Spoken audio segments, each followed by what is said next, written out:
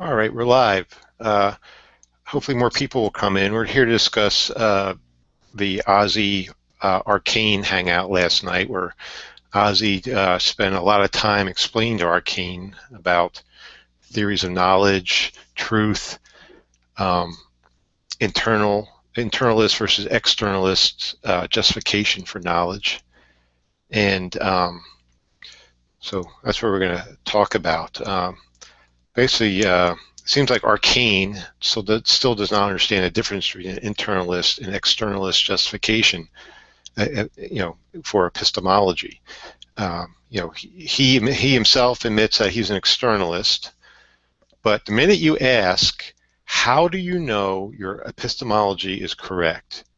Okay, that assumes an internalist justification, where both sides agreed that they're externalists. Because he doesn't understand, and that's part of his cyclone script. Whenever someone makes a knowledge claim, all you need to do is say, "How do you know that?" And it's the KK principle again. You have to know that you know, which is an internalist epistemic requirement for knowledge. So again, it's the same double standard, and Arcane still does not get it. Very frustrating. Did anyone see that? Yeah, no, absolutely. I mean, I think he's been using the argument often enough now that people either just don't want to deal with it anymore, or actually now, on the other hand, you have people like yourself and Ozzy who have just basically now just called them out and shown him, what's wrong with his argument. But it won't actually do anything to change it. This is the only wild card he thinks he has to play. So, yeah. No, I'm not so sure. I think this could very well be the start of the death of presuppositionalism. Once, if people like yourself and Ozzy and other intellectuals that know what they're talking about take on the presups and call them out, and essentially, out them or embarrass them into understanding that their worldview, their presupposition is absurd. I think it can only do good. Yeah, Arcane actually. I've been critiquing the hangout on Ozzy's post of it. I put 3 comments at at 3 different time marks, and Arcane actually responded to me. He said, Floyd FP, claiming to be an externalist is no way escapes his problem of epistemic regress in his own reasoning, which is internal. So in that statement alone, Arcane is saying, yeah, it does not escape you of your epistemic internalistic requirements. Well, the problem is these guys are not intellectuals. Every single precept that I have come across is just a do-de-do trailer park boy sort of thing, with very little education, very little rounding in reading, but not well read at all. Yeah. Well, I think one issue that's going on here, and I think we all kind of suffer from this, is our need to be absolutely certain. With an externalist epistemic justification, there's always that room for doubt, because we don't know that we know that we know that we know that we know. So there's always room for skepticism, right? And a lot of people, including the presuppositionalists, because they're certainty junkies, they don't like that one bit. Now, they claim that if their God exists, they can have certainty, but that word "if" is still there, and it just begs the question: if the God, well, how do you know your God exists? And now what I'm doing now is I'm demanding an internalist justification for themselves. So again, this would be considered what's called an external critique. I'm putting external demands onto their worldview to evaluate it, and that's what they're doing with their opponents. When they say, "Oh well, admit this to me. If my God does exist and he's capable of making us in his own image and wants us to know things, is it possible, is it then possible for us to know things if that's the case? So what they're doing is saying, if all those things are true, can I know something? So what they're inviting us to do is to do an internal critique. Not an internalist justification. You don't get too mixed up, but it's an internal critique. So what that means is you're going to take for granted the person's ontology. You're going to take for granted the things that exist within their worldview, and if those things that you're taking for granted true, can it lead you to where you want to go? Have it lead to? Now, if that's the case, yeah, that's fine. But again. Is all that stuff true? You're begging the question. Now, we can do the same. We can say, oh, well, our minds came about through an external evolutionary process, which produced our bodies and our minds. So now, if they say, well, how do you know that's true? Okay, now you're back to epistemology. You're back to an internalist justification for that. So it goes, it's a flip-flop, back and forth, back and forth, back and forth, between an internal critique and an external critique, and having an externalist epistemic justification for yourself, but demanding an internalist justification for other people. And this goes back and forth, and until you can get them to recognize this, it's just, the wheels are just going to go round and round and round. Yeah, I think I'm a little bit guilty of that as well, because I'm not giving in on my presupposition. My presupposition is that God is impossible. So, take it from there. Mm-hmm. What else Arcane said? Arcane said to me, he has no revealing source. He's appealing to an impersonal external reality, which has no rational way of verifying. Okay, Arcane, well, what's your rational way of verifying that your gods exist without relying on your own reasoning? Let's hear it. Their rational way is to bring you the Bible and say, yeah. Right. I mean, what could be more rational than that, really? Yeah. Now, does divine revelation work? Has it been proven reliable since we have all these people claiming to have divine revelation, but they don't agree with each other? I think that proves that divine revelation is an unreliable process. So Arcane, how can you rely on divine revelation when people do not agree with each other? Well, it's not unreliable depending on who is saying they have received divine revelation. Yeah. Well, who has the correct divine revelation? Oh, me. I'm the one. Me. So it's not a good way. Now, there's a problem with Arcane's worldview. In Arcane's worldview, which doesn't exist in our worldview, they have supernatural deceiving agents. They have deceiving demons in their ontology, and they have a deceiving God. A God that puts lying spirits into people and also puts strong delusions into people. Now, if you have a God inserting thoughts into your head, that's even more justification to doubt your epistemology, to doubt your God could even exist, but that doesn't mean you can know things.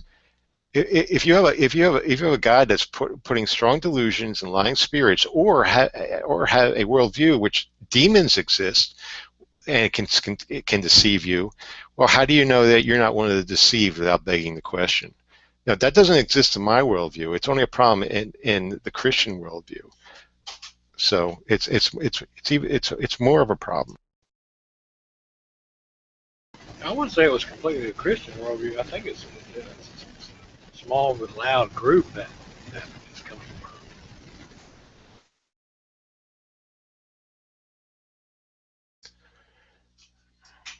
Yeah. So again, myself, I've talked to Arcane a number of times. Ozzy has talked to Arcane, I know, at least once, or more than once. And we keep on telling Arcane, and Arcane will not accept that we're all in the same epistemic boat. We're all fallible beings. We all have to make decisions from our own limited point of view. And now he thinks having a all-knowing, transcendent being somehow gets him out of this mess. And again, I just point out, well, it can even lead to more trouble. And again, I don't think it's as much that he thinks that it gets him out of this mess, is that the way that he proclaims is that it's more rational. He always says that it's more rational.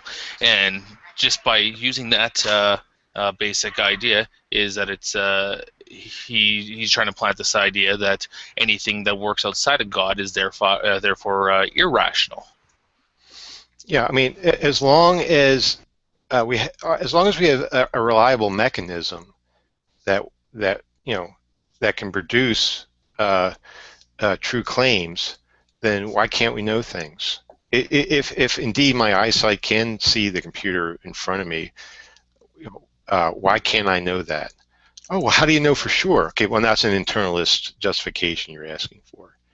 If in my worldview, again, if is the key word there, our senses and our brains evolved through natural selection and so forth, where it's reliable. Can we not know things? Now, if you ask, well, how do you know that that's true? No. Do an internal critique, assuming those things are true. Can I know things? And I like presuppositionists to answer that. Assuming what I just said is true, can I know things? Will they answer yes? I doubt they have enough courage to. That thing that Arcane uses, and some of the others, is that from somewhere? Is there a source for that? Because I saw an episode of Atheist Experience from around the first of the year, and if it wasn't for the voice, I'd swear it was Arcane. It was the same exact spiel. Well, they're all kind of following the same script. This is, presuppositionalism 101. They actually teach in these Reformed churches and seminaries and so forth. They actually teach this apologetics. Cy ten Bruggencate offers classes on how to learn this. They have seminars and lectures in churches to learn this method. So these Christian soldiers, so to speak, are being trained to argue this way. It's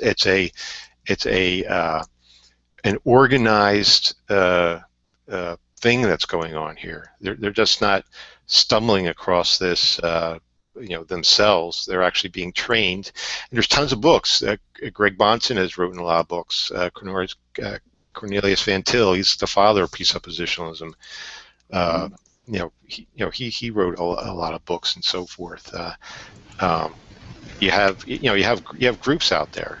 You have groups out there that are training people to argue this way.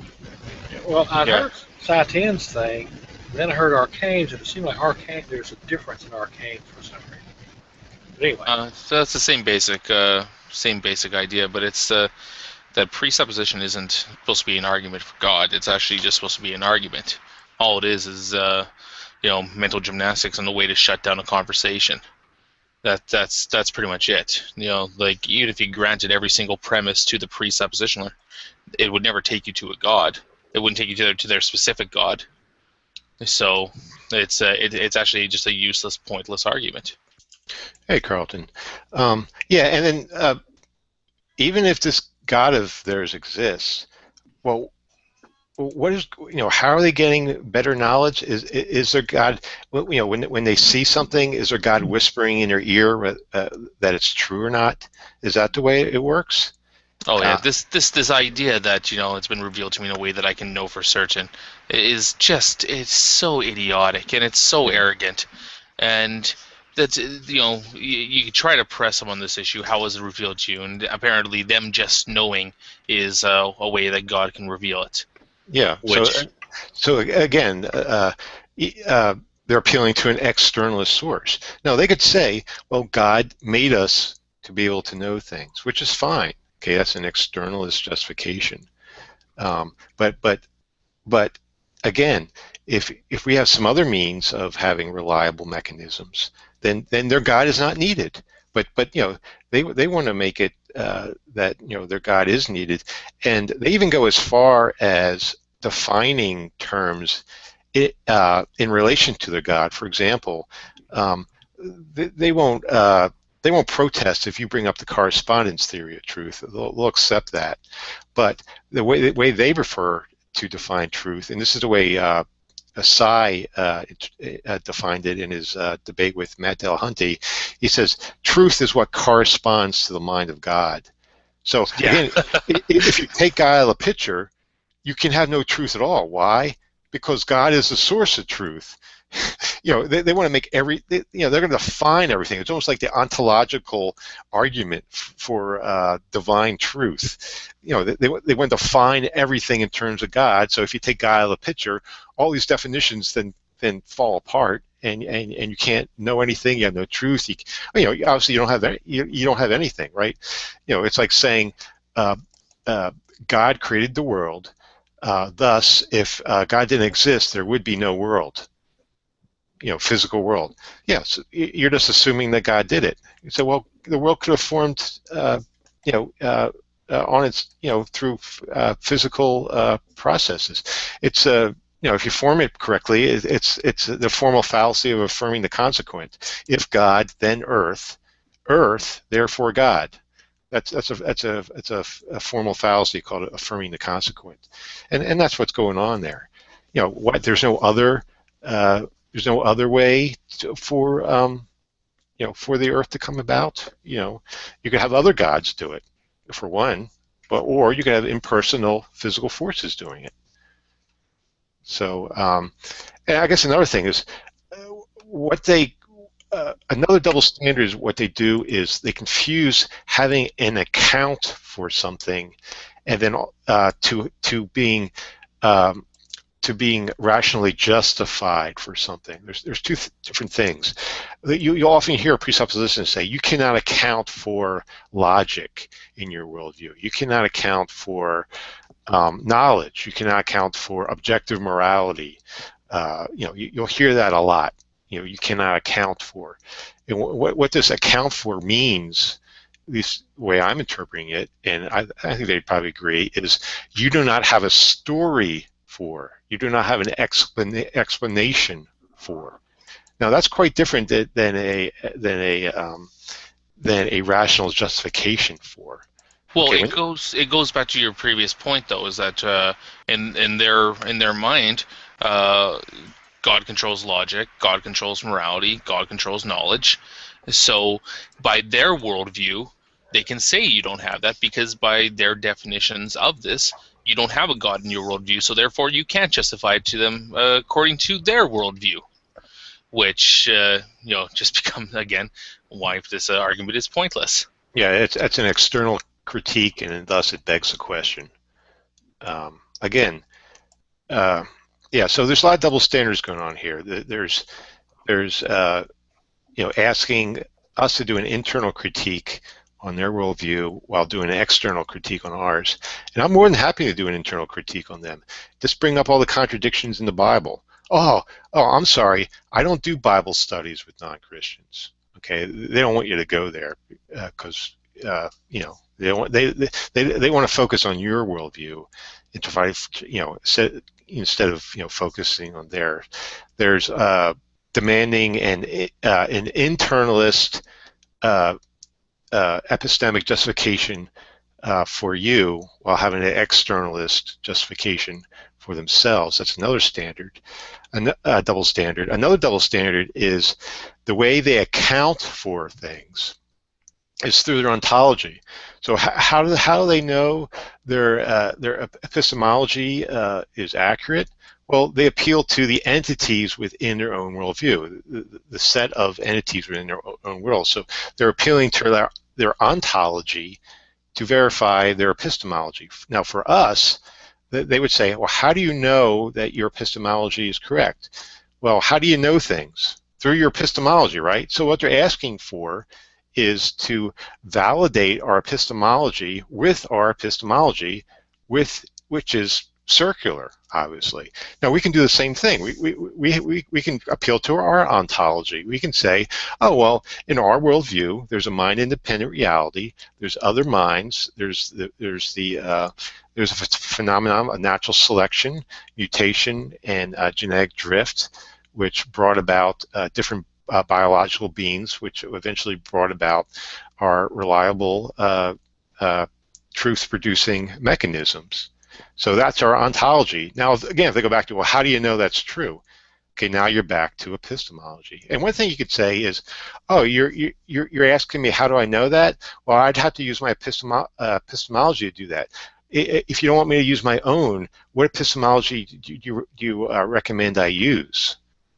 You know, do you want me to use some other epistemology? Why would I want to do that if you're asking me to validate my own? It's an absurd request. If it seems, sorry, I'm not talking. Okay. Yeah. It seems like there's two layers here. It seems that yes, it's self-evident that if you say that God is a necessary cause to all of reality, to reality itself, then yes, if God didn't exist, and your first statement about him being a necessary cause were true, then certainly there would be nobody here to answer or talk about the question. Reality wouldn't exist at all. But I think the problem is when you start then dividing it up, piecemealing it, it doesn't make sense to me in this particular way. If I create a birdhouse, I go down and get the wood, cut down a tree, get the wood, make a birdhouse. Here it is. Now I am the creator of the birdhouse. That birdhouse wouldn't exist had I not done this. And I give it to you, and then I vanish from existence. I die, I get hit by a nuclear bomb, whatever. I am gone. Okay, the creator of that. That in no way impugns your ability now to know that birdhouse is real. Simply because I am the necessary cause of that birdhouse, and simply because I created it, does not necessarily mean that my continued existence is required for you to have any knowledge about that birdhouse. And it sounds to me, and maybe I'm missing it a little bit, but it sounds to me that that's kind of what they're saying. They're saying that our ability to know anything is contingent on the continued existence or the existence of the creator of the things that I know about. And that just, I don't see that there's a connection there. Even if it was necessary for God to create the things, what difference would it make once they were created, whether he ceased to exist or not, in terms of my ability to know those things or to know about those things? Right. That's like a deist. It'd be like a deist worldview. You know, the deist God made us. He wound up the toy, right, and let it go. Right. Yeah.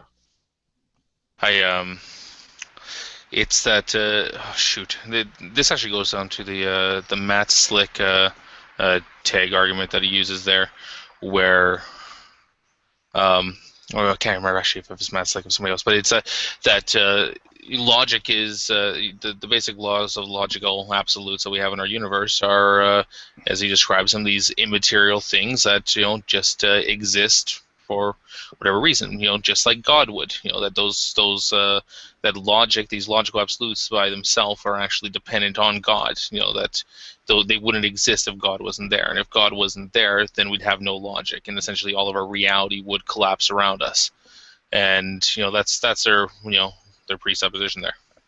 Right, and that's kind of the first thing that I said, right? In other words, that God is necessary for the very existence of reality, and that's fine. So that's the whole ball of wax. But again, so what? Right. So if he's not there, we wouldn't all be here. Fine. But it's the later points that I'm having a problem with, Saka. That when they say if you deny God or if you say he's not there, then you have no basis for knowing anything. Which I don't get that connection.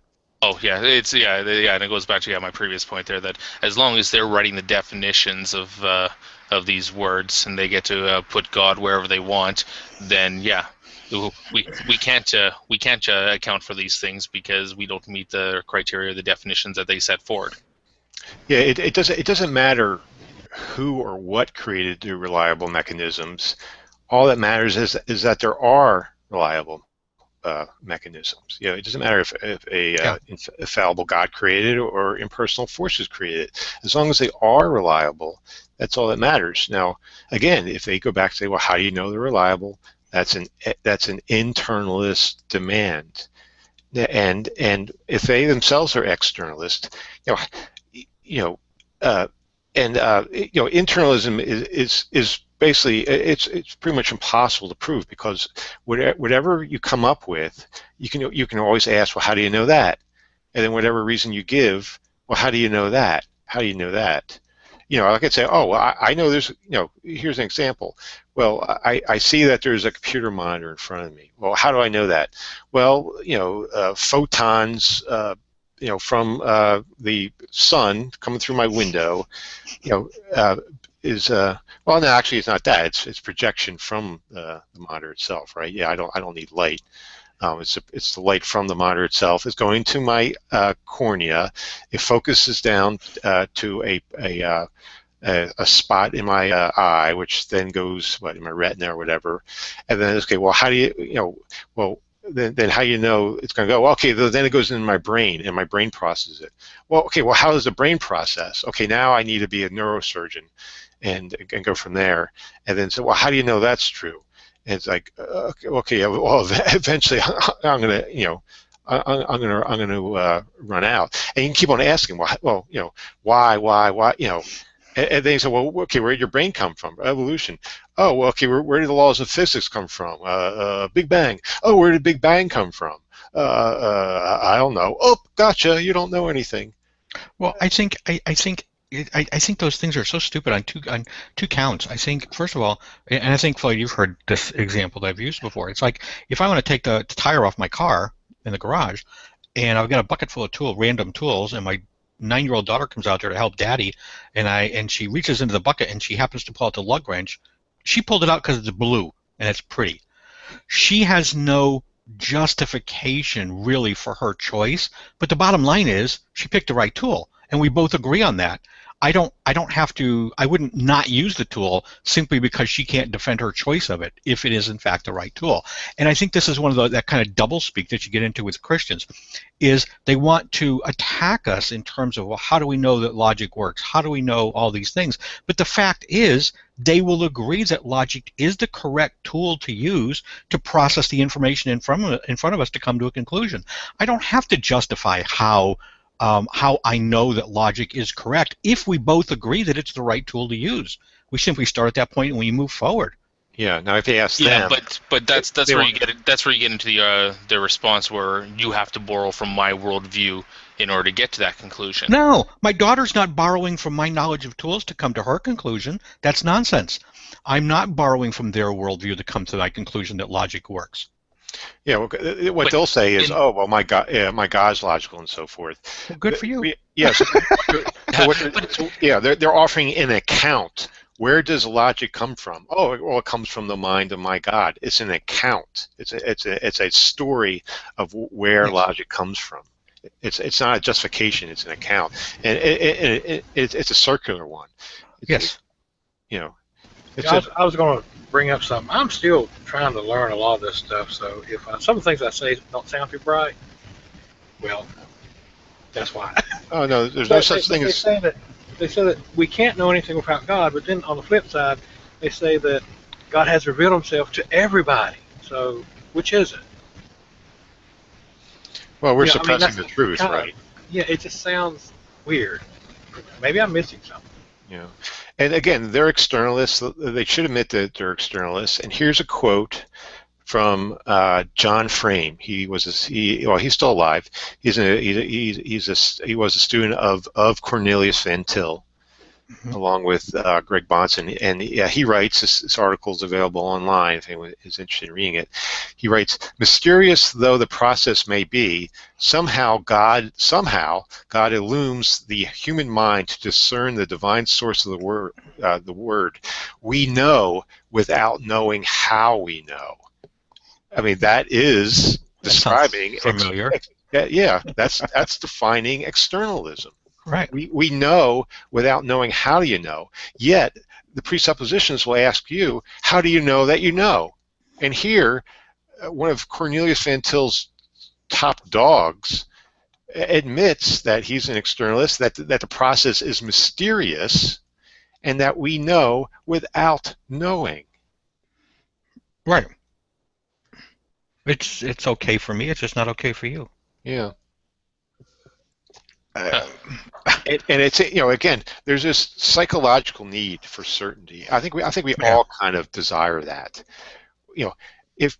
How can we be absolutely certain that solipsism is false? Well, what's the presupposed answer? Oh, well, God created the external world. He exists and so forth. If my story is correct, then solipsism is false.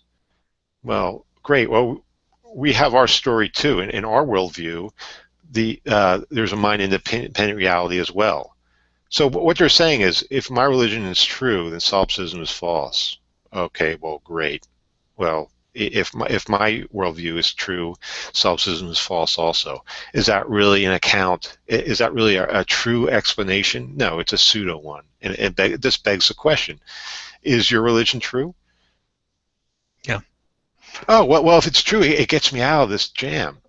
Well, I think the other piece I have a problem with, Floyd, and I'd be interested to hear how you address this, but it seems, at least to me, that this whole idea of epistemology in terms of having some sort of absolute knowledge about something, that we're absolutely certain about any particular thing, seems to be flawed on the surface. I mean, unless we're talking about a predefined system where we know certain things are, one way or the other because we define them that way. If we're talking about the world, just the world around us, well, we're never sure. Nobody is ever 100% certain of anything. There always is, however mathematically remote, some level of doubt or uncertainty, simply because we can't examine anything that we're talking about, at the level of whatever the fundamental particles are of reality.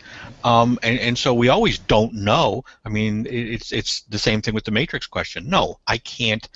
There has to be some level of doubt. Maybe I am in a matrix. Okay, but I have no way to get out of it if indeed I'm in there.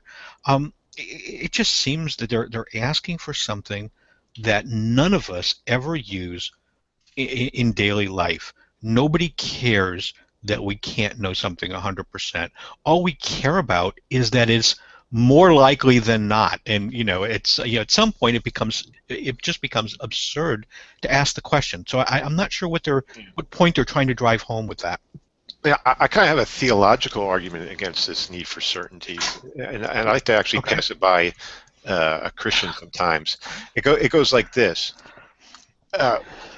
The presuppositionalist has a requirement for certainty for themselves. They want to be absolutely certain. They want absolute knowledge. They want knowledge of the gods. They want to be like the gods. They want to be God. They want to be all-knowing. Isn't that the same sin that Adam and Eve did in the garden? They're doing the same exact thing that Adam and Eve did in the garden. Therefore, they're singing against God because they're demanding to be like God rather than having faith in God. Well, yeah, I think that's a good argument. I mean, that was Lucifer's sin too, right? That he wanted to be like God. It's like, no, I don't want to have faith. I want to actually know myself. I want absolute certainty. I want to be like the gods, which is what happened with Adam and Eve when they bit into that fruit. They became like the gods. And here, for them to demand certainty, right, they want to be like the gods. The same sin that Adam and Eve did. They want the autonomy of the self, which the presuppositionalist says that's the sin. So that seems like they're doing it themselves. They want autonomy of the self. They want their own knowledge to know for certain things. Yeah, I think we were talking last night. I don't know if it was before or after you left, but that was the topic that came up. That I said, and I've said this before. I think the Christians, or some of the Christians that are running around looking for evidence to support their belief systems, are doing a great disservice to their own faith and their own religion. They're undermining what's supposed to be the very foundation of their religious belief, which is faith. if I know for certain, as you just said, faith plays no part anymore. There's no need for it. So yeah, I think they hurt their own case. Yeah, Carlton, that was brilliant, man. I heard that after I left.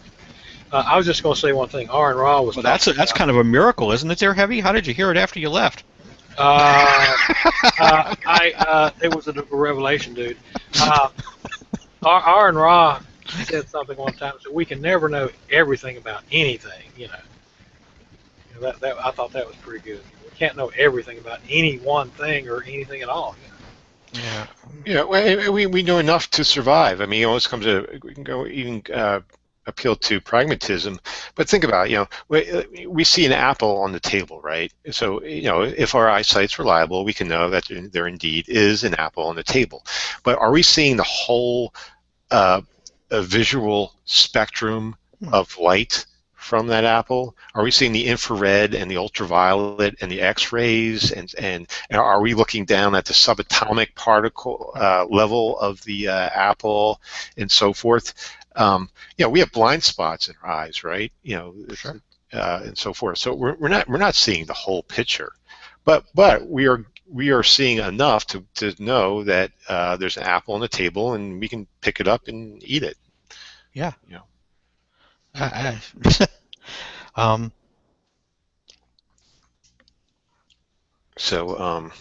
Yeah, I don't understand what they're trying. Like you said, like with Arcane and those guys, to some extent it drives me crazy because I feel like I'm sorry, but I feel like I'm in a room sometime with somebody that's psychotic. I mean, for lack of a better word, I feel like, what exactly is it? What are they trying to get to? What's their goal here?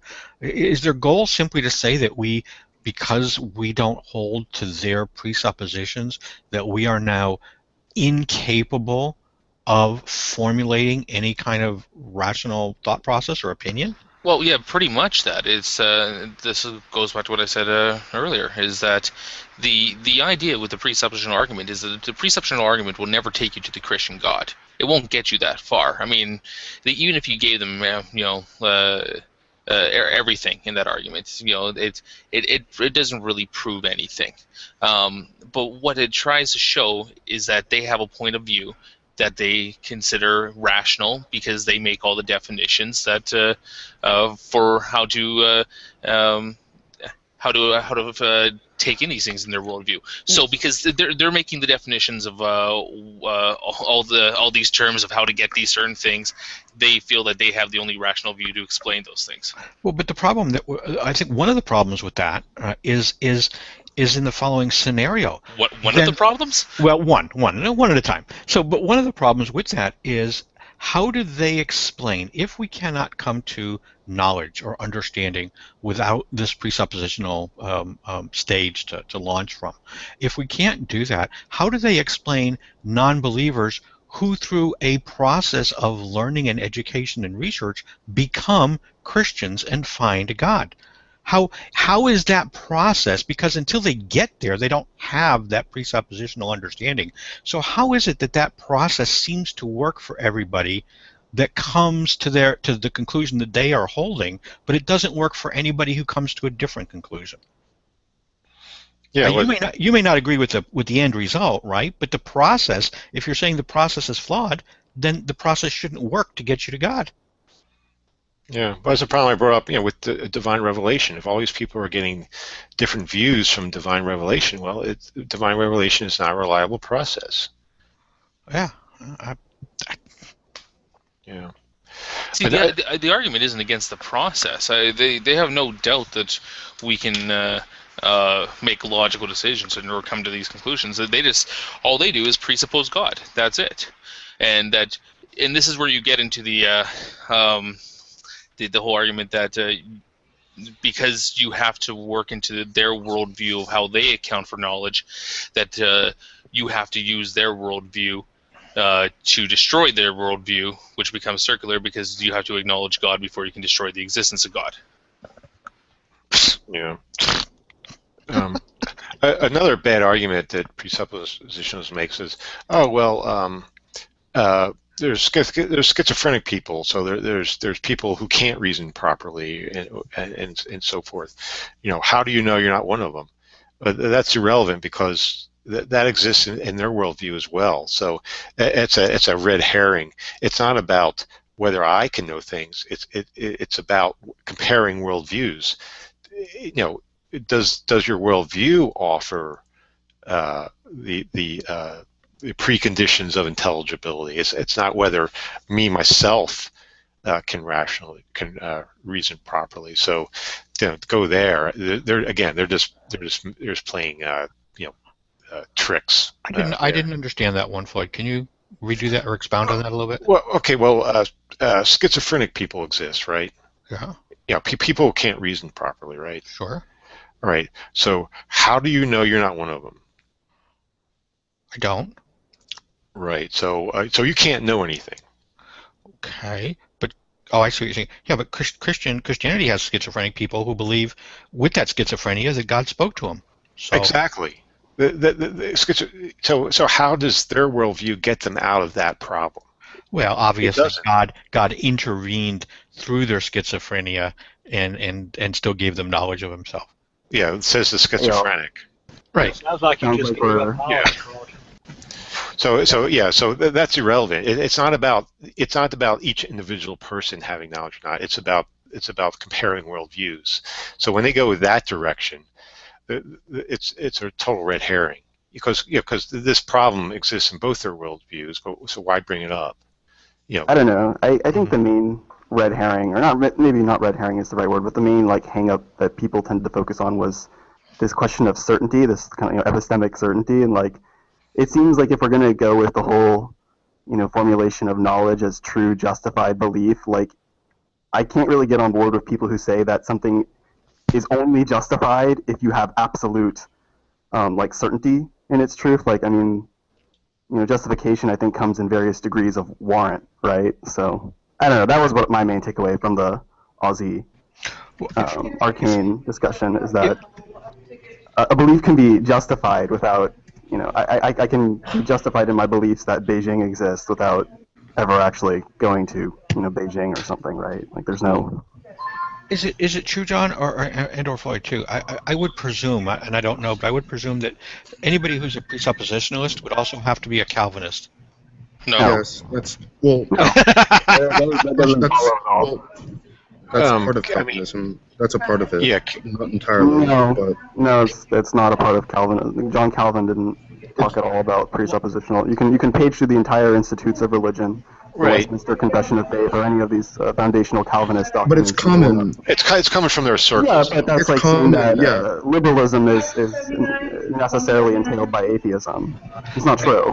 Well, I think what I meant by that is I didn't mean to imply that there was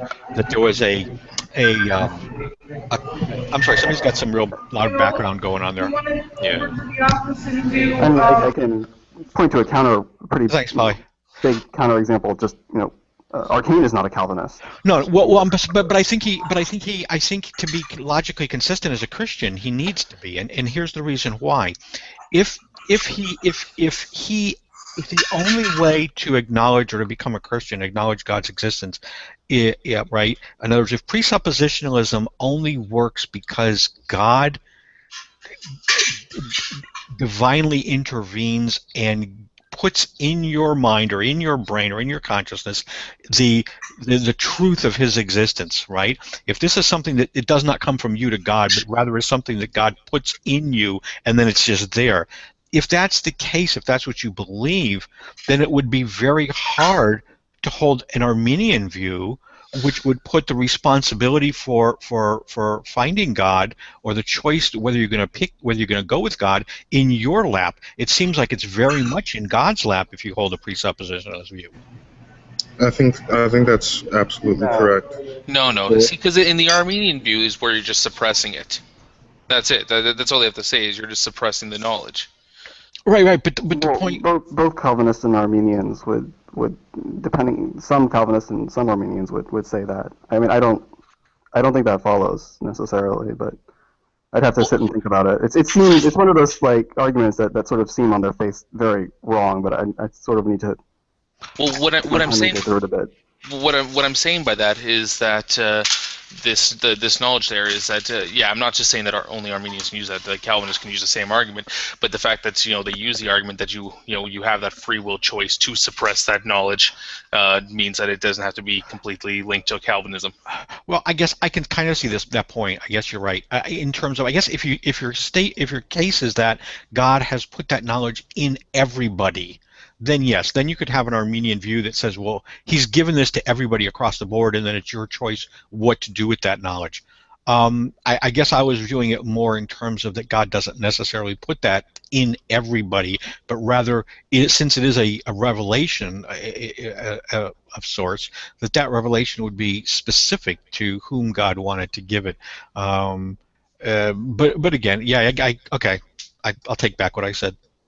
I mean, I think you're right in a sense in that there's a lot of, I guess, valence between Reformed or Calvinist and presuppositional apologists, but I don't think there's any necessary, like, one has to flow from the other. And polymath, I would say, I don't think that presuppositionalism does flow from sola scriptura. I mean, because sola scriptura was essentially about, we do not need to appeal to any kind of tradition or historical right. mode of thinking in order to formulate our doctrines, right? Everything is contained already within the text of Scripture, and Scripture itself is this sort of uniform and self-exegeting text. I don't see how that... I don't see the link. The thing is, like, if you're Catholic, you believe in more progressive revelation, and you don't see many Catholics using presuppositionalism. That's why. I mean, I could be wrong, but that was my thinking, because I mean, you have Psi, BTWN, Len, and the rest are all Calvin of the Reformed tradition. They're all. I mean, I'd agree with. I mean, you have, take Catholicism for example. A lot of Catholics tend to argue along sort of a natural law way of looking at things, but that doesn't necessarily mean that as a Catholic you're obligated to. I didn't say we're obligated. I'm just saying it's a sort of a tendency. Okay. Yeah, I mean, I'll grant that. Sure. I do see that. I think there's another piece there too. That if you're a presuppositionalist who believes that God only gives revelation of his knowledge of himself to specific individuals, then yes, I think you would have to be a Calvinist. I think if you're a presuppositionalist and you believe that God gives this knowledge of himself to everybody, okay, then yes, I think you could be an Armenian, but I think there's another side piece to that, in that if you're a presuppositionalist and you believe that God has given this knowledge to everybody, you literally have to start out your position by saying the vast majority of people in the world are liars or are self-deceived, which seems to be an awfully that's what Psi says. Yeah, that we're all scum, and that's where you start with. So. Well, yeah, I mean, look at the way some of these presuppositionalists act. They're very arrogant. They have this arrogant smirk on their face. They speak down to people. Psi. Well, yeah. Yeah, and I find that, I mean, to me, right, this is the old thing. You guys know I used to be a Christian. This is the old thing about people that would say, well, you weren't really a real Christian. You're sort of calling me a liar out of the gate, and you know nothing about me. And I think that just has to be I mean, just from a human standpoint, that's got to be a fairly sick position to start from, that everybody in the world is lying. except for your group, and the rest of us are all either cowards or stupid. Well, I think that the more charitable interpretation is that you were confused and you were not one of the elect, and you. Well, but there's a problem there. See, okay, and that's not imputing to you some sort of lying intent or anything. Well, I think don't it agree does. With that, by the way. I think it does. I think if you listen to Arcane, if in the way he says this is a divine revelation that, because he always asks, well, if a God like this existed, couldn't he tell you in a way that you would know absolutely that this is true? So if that's where he's coming from and that's what God does, then in fact there can be no doubt on my part that he's done this. Right? Otherwise, he hasn't done it in a way that's made me know it for certain. So you have to say that I know it, and I know it for absolute certain, and in which case I have to simply be, spitting in the wind on purpose. Yeah. On YouTube, actually are having Muslims use presup now. Oh, God. They're No catching on. way. Yeah. No way. Yeah. I think that's Muslims have some of the. I'll admit I came very close to converting a while back, and they have some very interesting arguments that you just do not see in other sort of religious apologetics. Have you come across the "I dare you to produce a verse of poetry as beautiful as this surah" argument yet? No, what is that? I'm reading part. I've heard of part of it because I'm reading the Quran right now. But tell me what it is. It's the ideas that the Quran is a sort of inimitable work of beauty, right? And that first and foremost, it can be almost seen as like a divine work of poetry, right? And that nothing can surpass it, and its truth and its sort of internal glory. It's terribly and all of that. written. That's because Allah's put a seal on your heart and on your eyes and on your ears, and He's made you blind, deaf, and dumb. There's that whole verse, right? Well, if you don't. So that's the presup again. But, so if I say it's not that beautiful, but it's one of the weirder ones. It's like, well, what do you mean? Like, you want me to write poetry that's better than your text, but I also have to do it in classical Arabic or something, or it doesn't really. This is like the weirdest. I don't know. It's so bad. well, this was What translation are you reading? I really liked the Pickthall. It's one of the older ones, and it's probably not super accurate to the original text because I think it was written by some 19th century English guy, but don't know. Floyd, you left a little earlier last night, but what did you think? We had this argument last night. We were talking, not an argument. We were talking to the guy, and he was very genteel in terms of, but he was talking about how Isaiah 53 was this obvious. No, it's not. I know. I agree, Polly. But every obvious reference to Jesus, right? But he was doing it very nicely. I mean, he was not being arrogant or smarmy or anything, But I asked him. I said just two things. I said, well, first of all, I said, the whole of Isaiah 15. Okay, nowhere in there does it indicate that its intent is prophetic. I said, secondly, the entire chapter is written in the past tense. So, Yep. So I said, if you didn't know Jesus, let's go back to any point in time before Jesus was born, anywhere before he was born, okay? 2 years before he was born, it's fine. If at that juncture you read Isaiah 53, on what basis would you decide or come to the conclusion that it was prophetic? Yeah. God, sorry, Floyd. The response.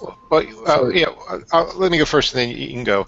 Like I explained last night in that hangout, what's going on there is the Christians at the time, as well as the Jews at the time, and continued to go on, was practicing what's called the Pesher exegesis. Is that P-E-S-H-E-R? It's P-E-S-H-E-R. Yeah, Pesher.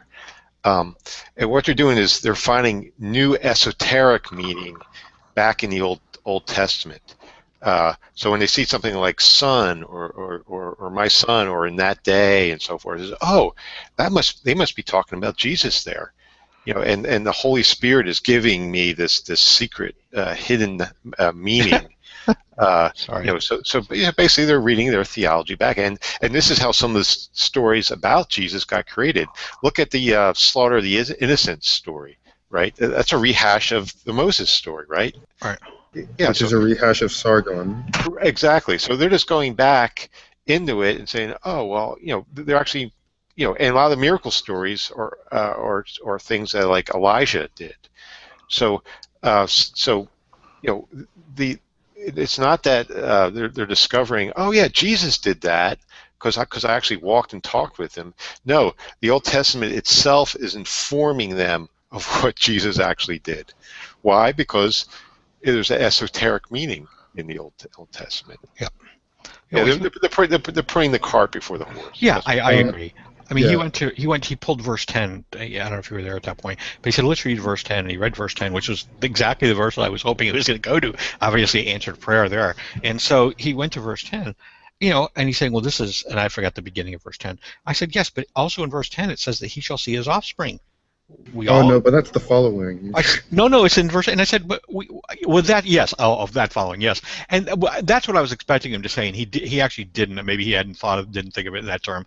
I said, but Jesus had no offspring, and you're right. You could say, well, that refers to followers, in terms of offspring. I said, yeah, you could, But then you have to ask yourself, if that was the intent, why? I mean, certainly they had the concept of followers, and certainly they had a word for followers.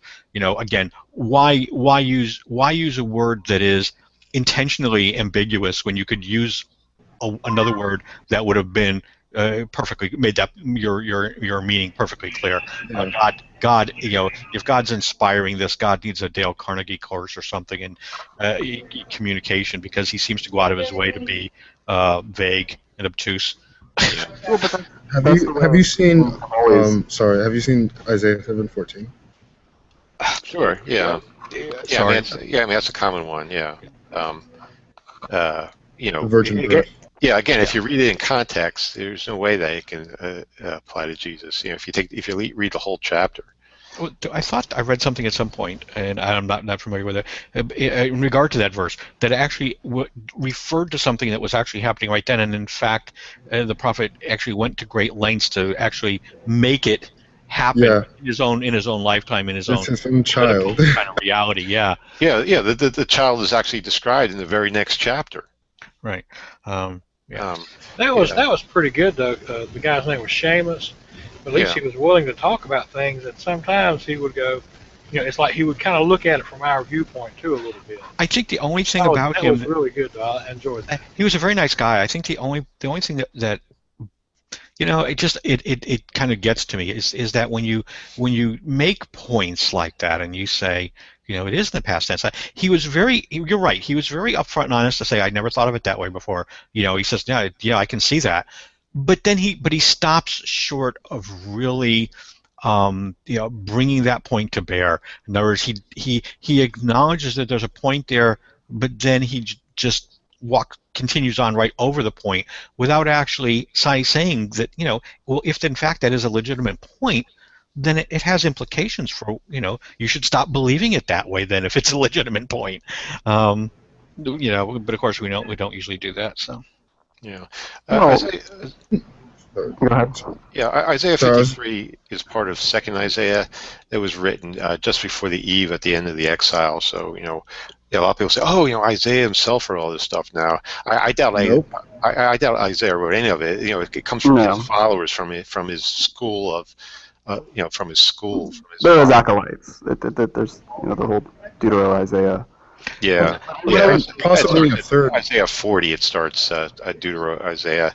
I thought there were three. There was a ritual that went on back then, just not among the Jews. This is pre-exile, but in their other neighboring kingdoms as well. It was an annual penance ritual where the high priest actually came up to the king and slapped him in the face, where his crown actually fell off. Really?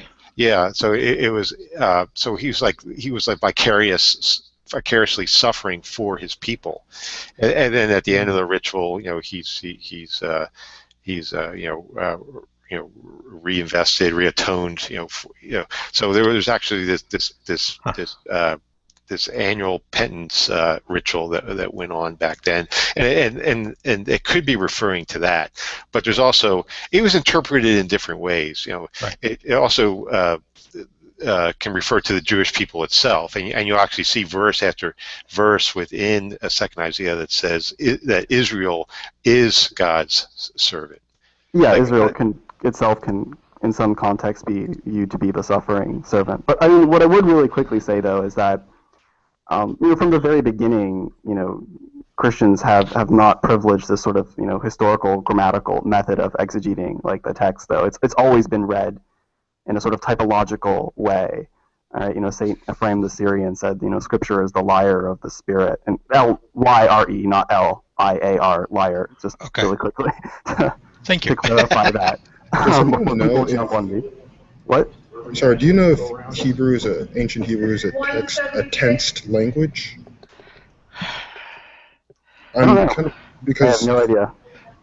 Because when you say it's written in the past tense, I've heard that ancient Hebrew actually doesn't have tenses. If I remember, and I could very easily be wrong about this, but I remember that coming up at one point in the past, and I think the answer that I recall was that it's yes and no, in that the words themselves weren't conjugated to imply future or past, but the phraseology was. Okay. So that the method in which you said something, you could determine whether we were speaking in the same way that I could say, tomorrow I will go to tomorrow I go to the store and buy groceries. Well, there's no conjugated words there that indicate the future, but the way I put the sentence out there, we all would understand it that way. But I could be wrong about that, Polly. I really don't know. There's also something in Daniel, like the description of the destruction of the Babylonian Empire is completely wrong historically. Right.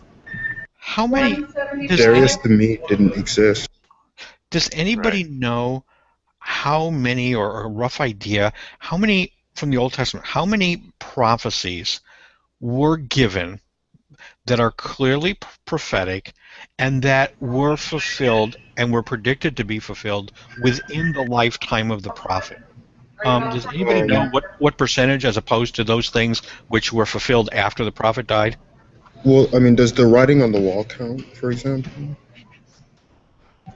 Yeah. Yeah. Well, I mean, some of it was written after the fact, like the return of the Jews after the exile. I think it's what Jeremiah says, 70 years, but actually 70 weeks of years, right? In Daniel it says that. But, but the original one in Jeremiah said 70 years, but actually it wasn't actually 70 years. It was shorter, I believe. And again, that could have been written, after the fact, of the return. But yeah, I think the only probably true messianic prophecies was just the claim that the line of David would continue on forever. So when the line of David dropped out, then it became prophecy. Well, it says the line of David will go on forever. So in the future, there must be some future Davidic king coming, because in the Old Testament it says the line of David will never cease. So so there's a few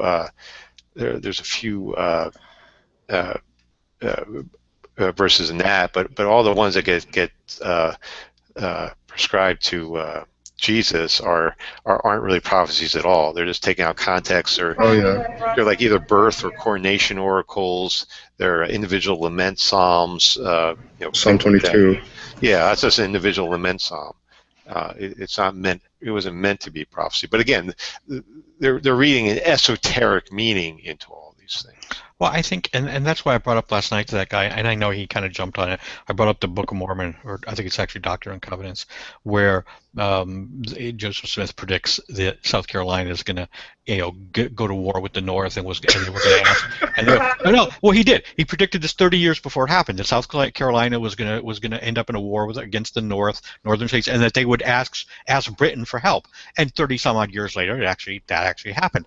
But my point in pointing it out was, yes, sure, I know Joseph Smith did a lot of stupid things that were fraudulent, but my point there was that prophecy, when it is even remotely open-ended or vague, right? Somebody that's politically astute or socially astute, it's not like it would be for me, like rolling some dice to get the right answer. It's not that difficult for them to project, short, 20, 30 years in the future, especially something like that, and come away with a winner. And so I think that that's part of the problem too with the Old Testament prophecies, is even when you find ones that you go, oh, look, that happened.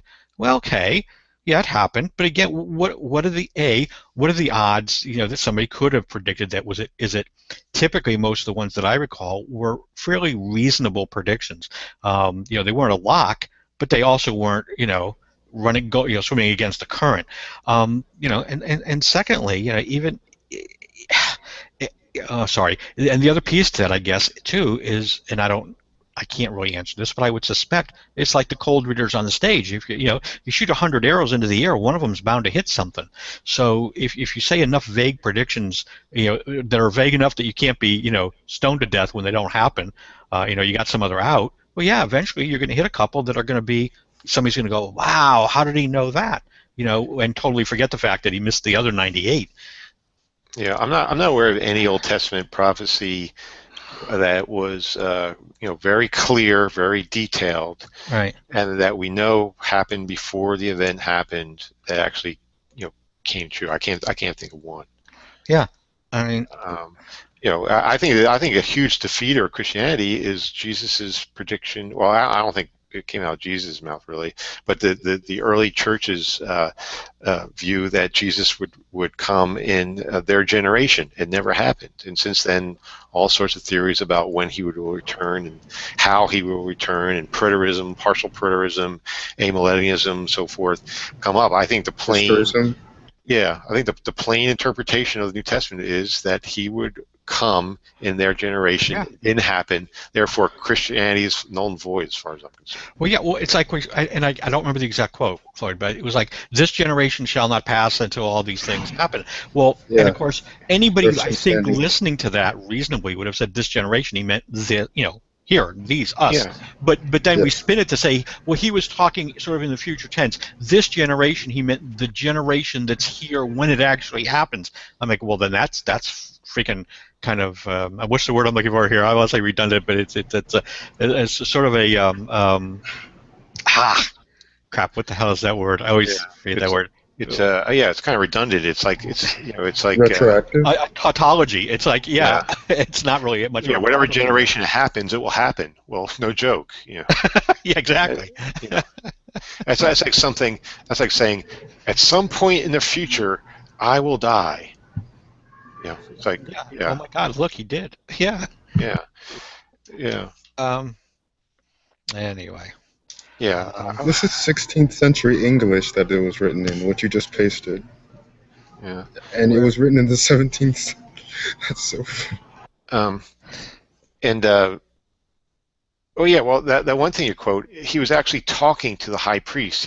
At the time, he said, the high priest will see the Son of Man coming in the clouds. The high priest himself would see that. So either you go preterism, which is with the defeat of the Jerusalem temple in 70 CE, or it didn't happen. One or the other. That's as far as I'm concerned. So my parents are. Sorry, I was going to say my parents are post-tribulation, post-trib. Post-trib rapture. Yeah. That kind of sucks. Pre-trib. Oh, okay. I'm kind of hoping to get out of it beforehand. Yeah. Yeah. So once it happens, and it's too late. No room for maybe this is correct, so I'm gonna go with it now. Well, and that's what I meant. That's what I mentioned to the guy last night too. I said I'm not saying that it is this way, but it seems to me to be a rational thought process here to think that, given the fact that these guys, knew that the punishment for making a false prophecy in God's name was you were going to be stoned to death, I would also be very circumspect about the type of prophecies that I made. That seems to be a very good motivator for not putting anything really specific that I can be nailed down with, so to speak, no pun intended, if I get it wrong. And I think that's part of the problem. Again, if God's giving them foreknowledge, really, then why can't he give them foreknowledge again? Let's get the date, the time, the names of the people. Let's give us something that we can sink our teeth into in terms of saying, wow, that really is extraordinary. And it doesn't seem to ever happen. Yeah. I'm not mentioned, for instance, anywhere in the Bible, and I'm sure that God would have liked to have said a few kind words about me, before I came into existence. But I should go back and look. Maybe there is an Old Testament prophecy that applies to me. Maybe I'm missing something. You could just be suppressing the knowledge of it. Well, I am, or I'm just not familiar with it. Wasn't there something about Behemoth? Well, I'm definitely a man of suffering, and so I'm thinking maybe the Isaiah 53. Maybe I could co-opt that. I'm gonna make a video. Hogtie Champ told me to make a video on Hebrew Bible reliability, but I've just been really busy. But he told me to it's pretty much just gonna go through and just show everything that's wrong with it. Yeah, it sounds great. Yeah, I'd like to hear that. I like this. I'm going to go ahead and head on out in case there's someone else that might want to add more to the. Well, you don't have to go heavy because I have to get back to work. I've been playing hooky here, so let me go. I got to do it anyway. Well, then there's space. I've mostly just been watching anyway, so I'm going to go ahead and make some room as well. for someone else to come in. Okay, so All right, Evie. Y'all guys take care. All right, take care now. Take it easy, buddy. All right, I'm gonna head out too. I gotta get back to work here. So, cool conversation. Catch you guys later. Ciao. All right, take care, Garland. Alrighty. Guess we'll let more people join. Well, we kind of diverted to prophecy from Presup, which is okay. Still in the P's. Yeah, exactly. Still in the P's. But yeah, it'll be interesting to see what happens to Presup. I think a good thing that's happening with Presup is not destroy. It's making both sides more philosophically aware. It's making people learn about epistemology and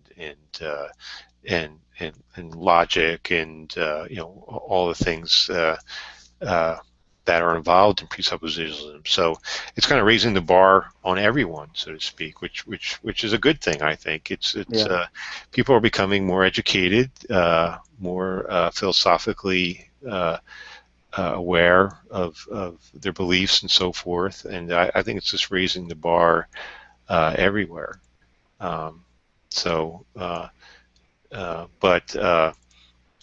This how do you know stuff is obviously very frustrating.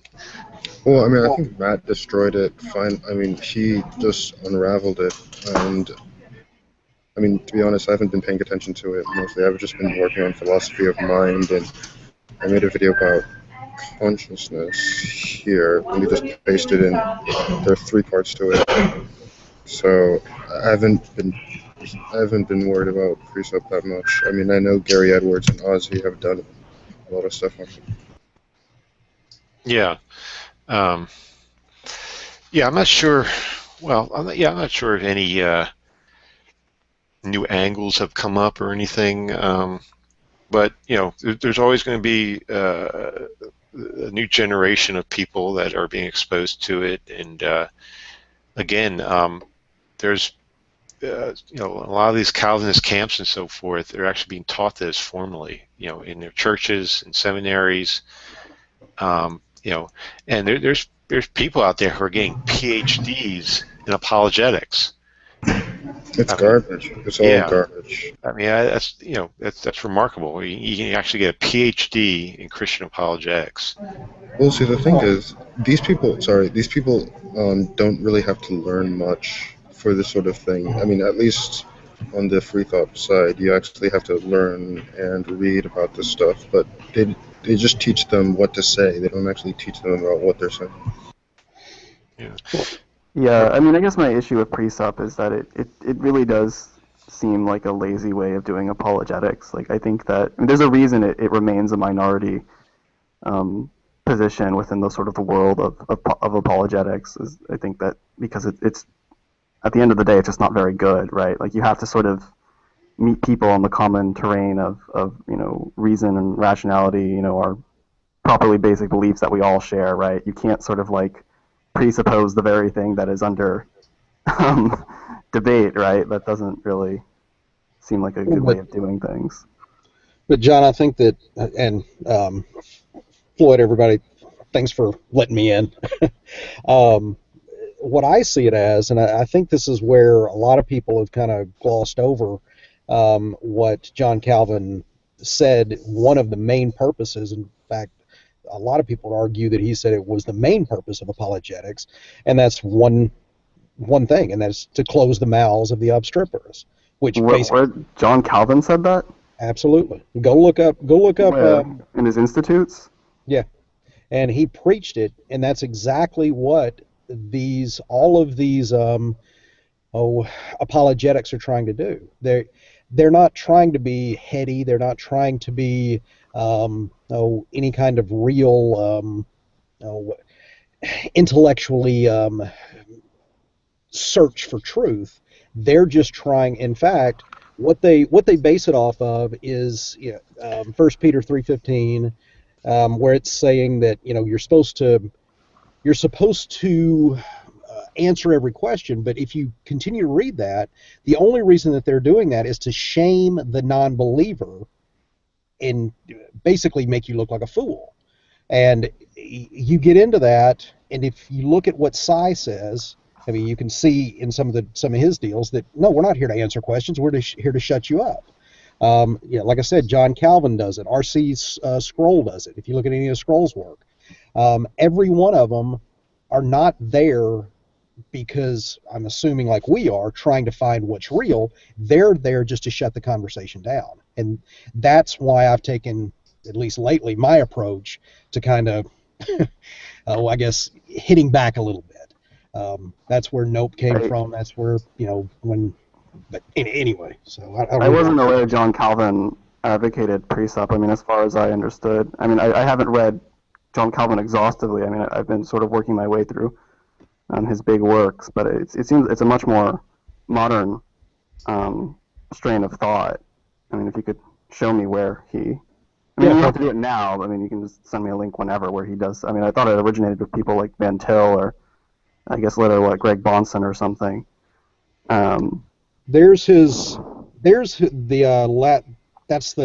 That's actually the quote that I use most of the time when I'm asking these people, why are you doing this apologetic?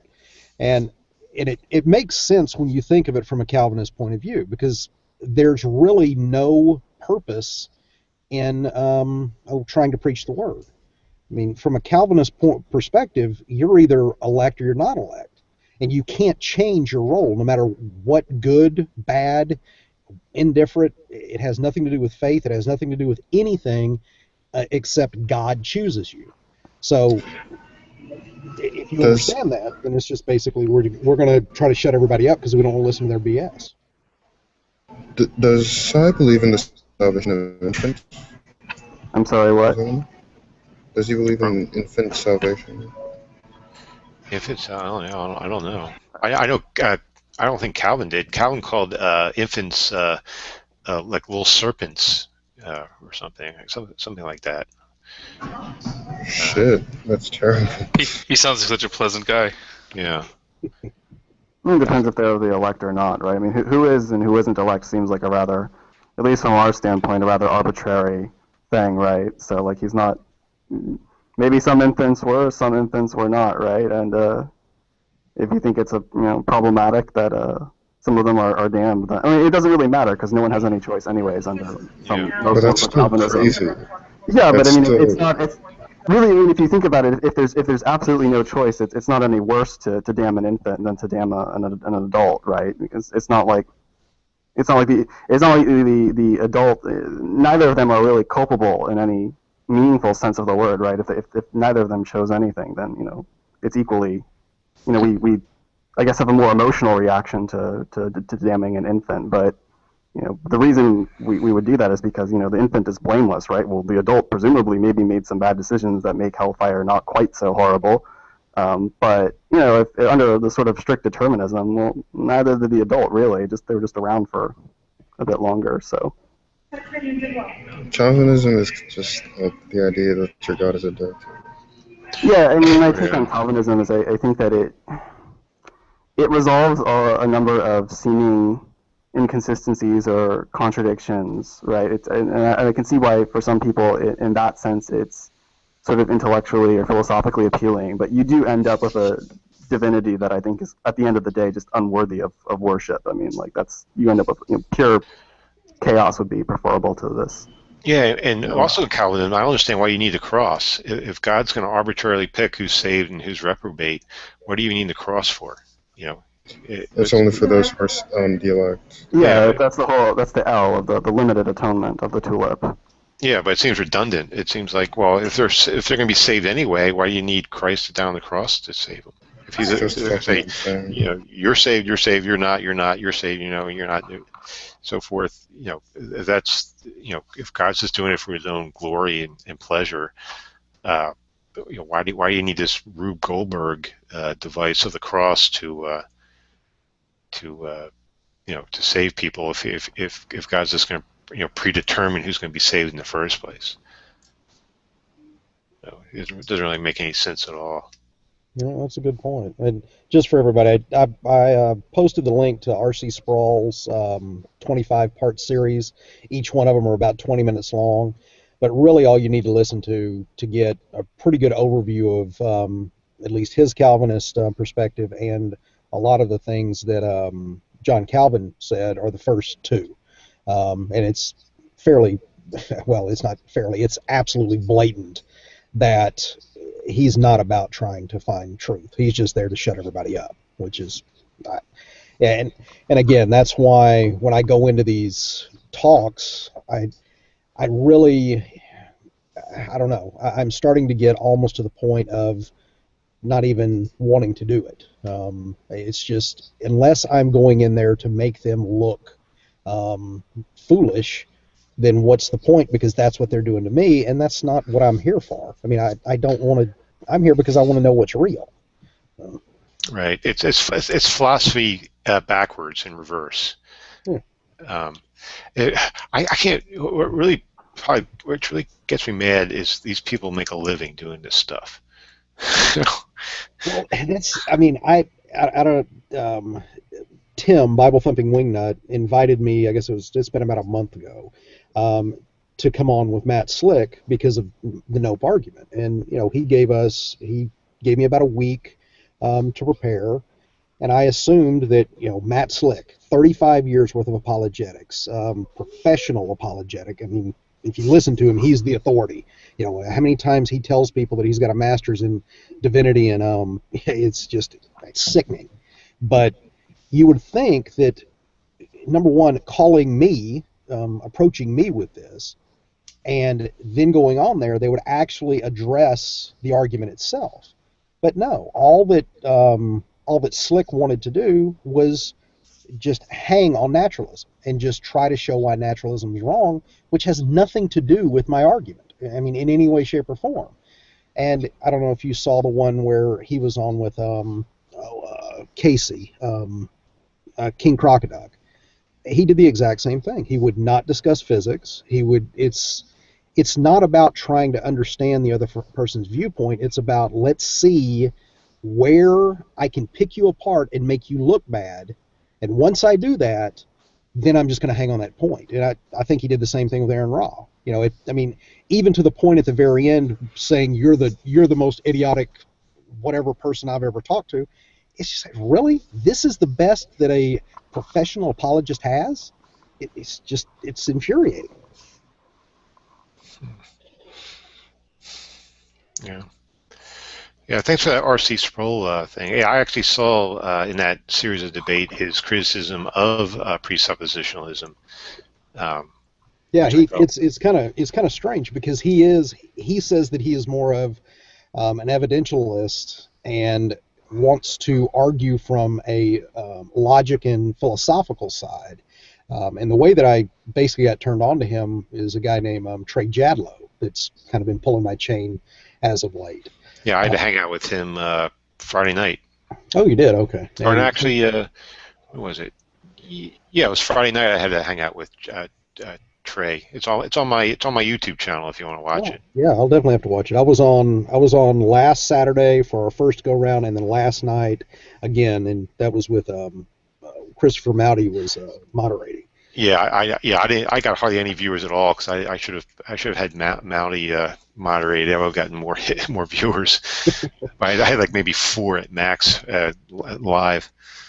Yeah, last night went really well. In fact, I would say the after show that Mouty opened it up to the audience and let people come in was really good. In fact, you guys, I think, were talking about earlier, Arcane. He was on there with us, and it was me and him had it was a fun discussion. And actually, I think the whole panel, we boxed him into the point where he had to admit that getting an is from an ought is impossible without a goal, which in effect makes the is ought argument we're all in the same playing field. So, right. Which was, I don't know, it was fun because he actually got boxed into the point where he had to admit that. So that's one of the only times I've heard Arcane back down. So does that mean he's moved away from Precept forever and we're never going to have to listen to it again?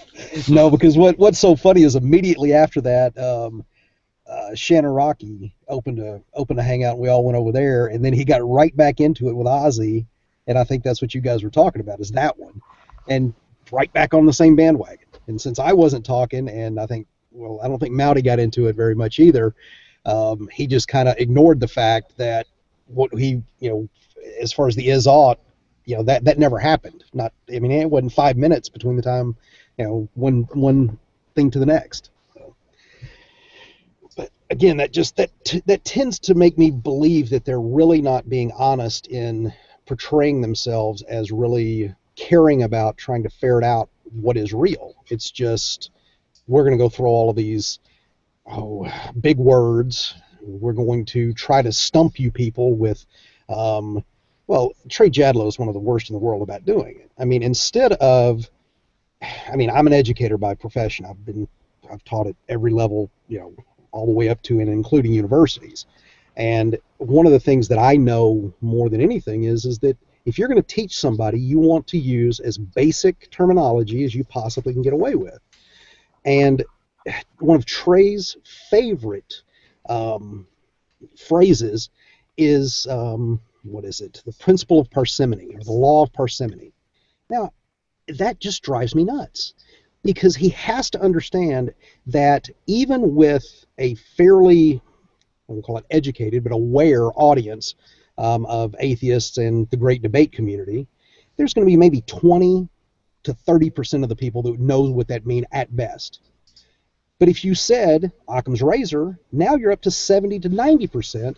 And if you just dumb it down even more and go, the simplest explanation is usually the most correct, everybody's going to understand what you're saying.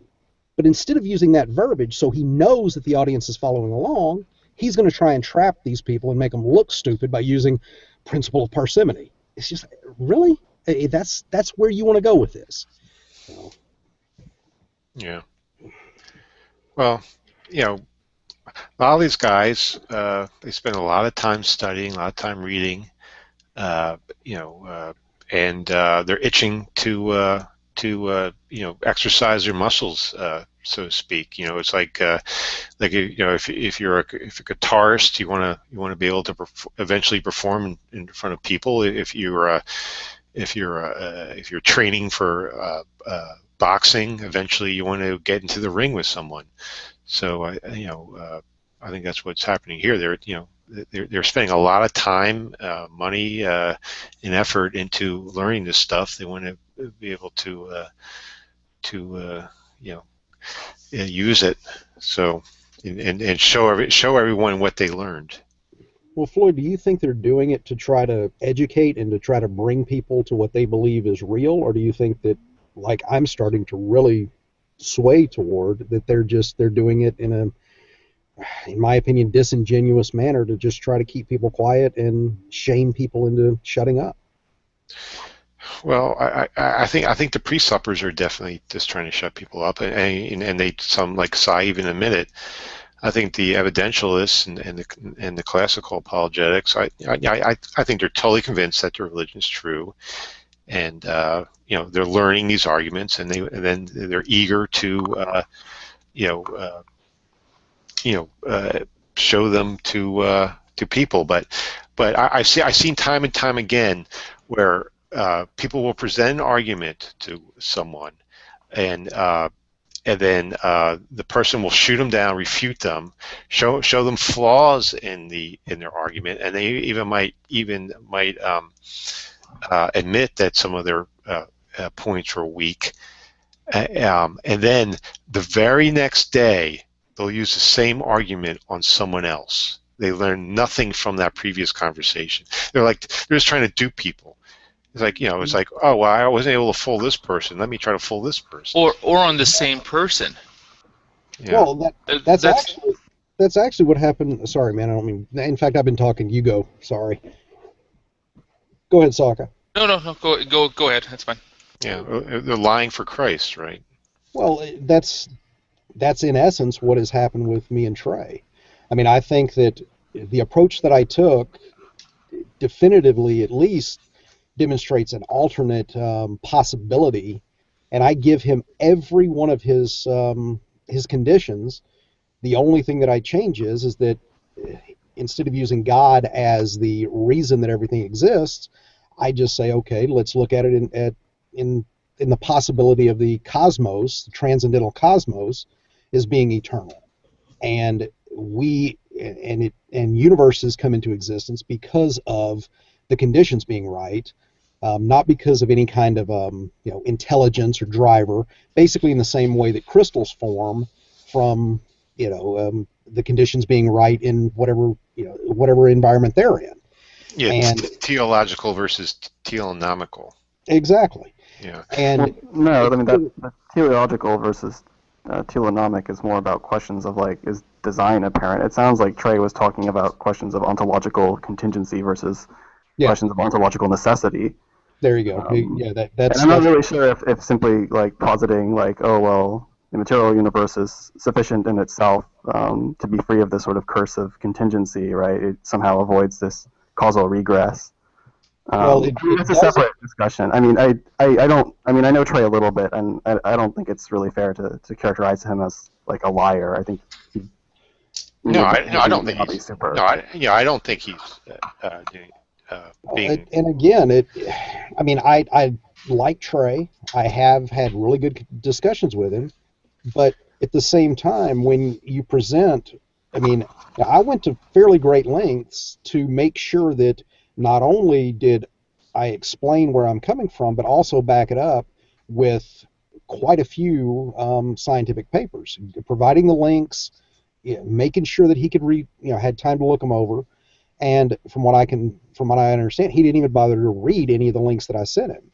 And it's like, okay, are you really looking to try and understand what I'm saying, or are you just throwing it out because you don't like it, or because it doesn't shame me enough to shut me up?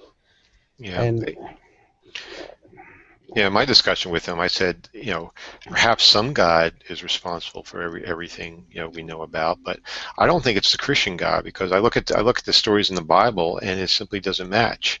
If you accept old Earth creationism or simply Big Bang and so forth, Genesis 1:1 says, in the beginning God created the earth. Well, science says that the earth came after the Big Bang, so the earth was not created at the beginning, so therefore your God is off the list as a potential candidate for the job.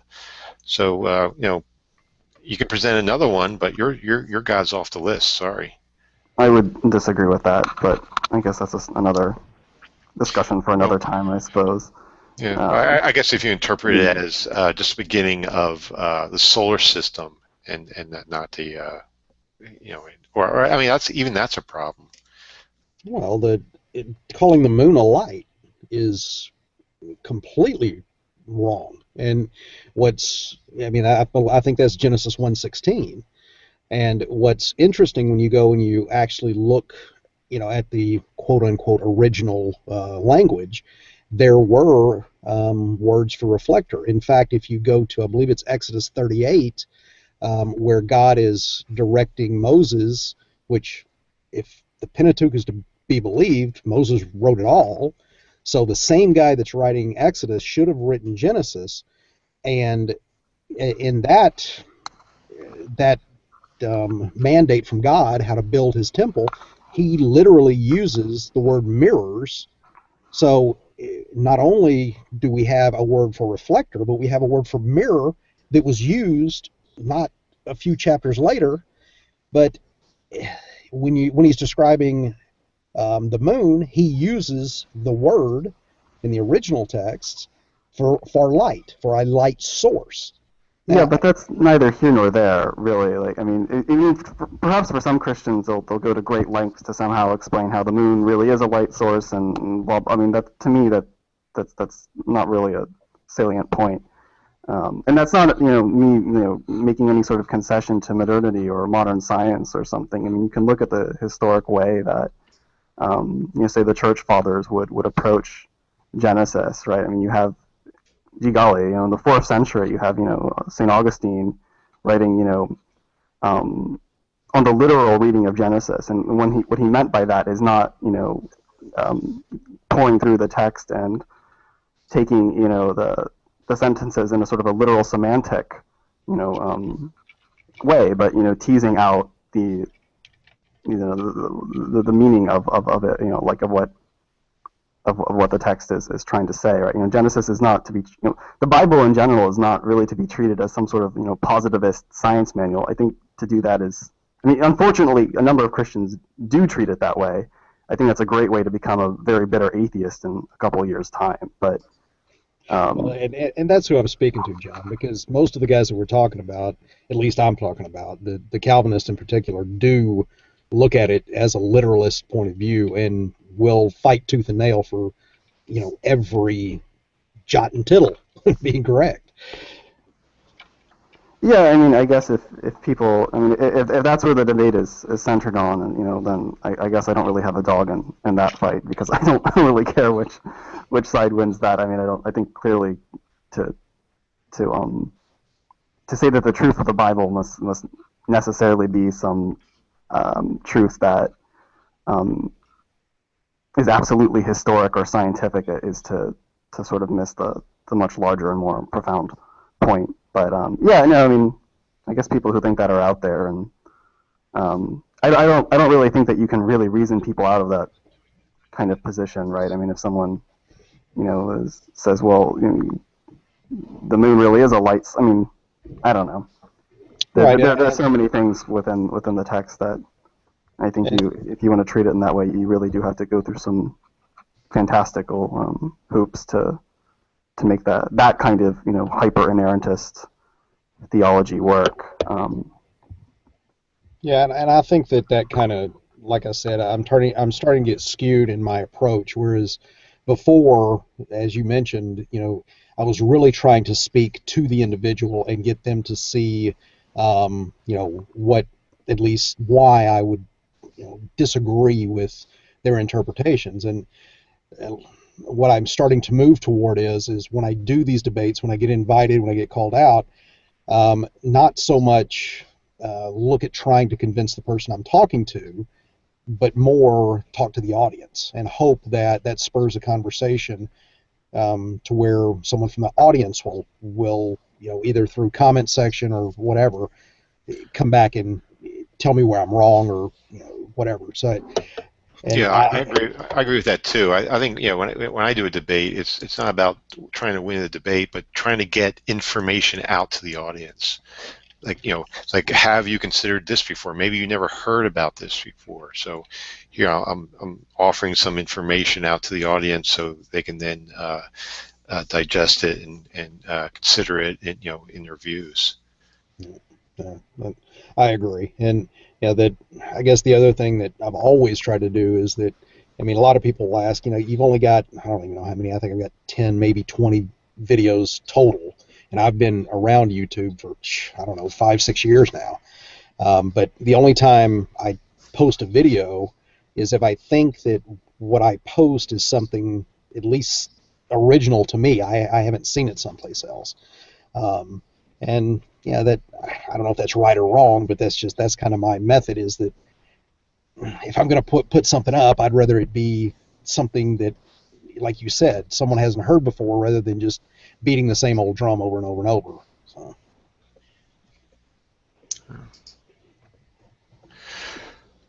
Okay, it's I forget when I started this, but it's been going on for, I guess, an hour and a half now.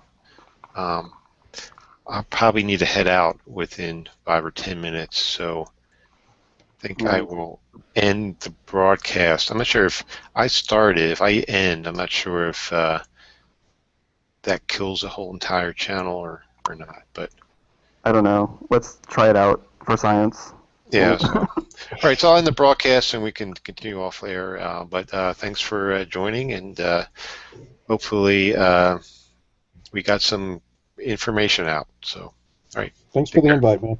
Good night.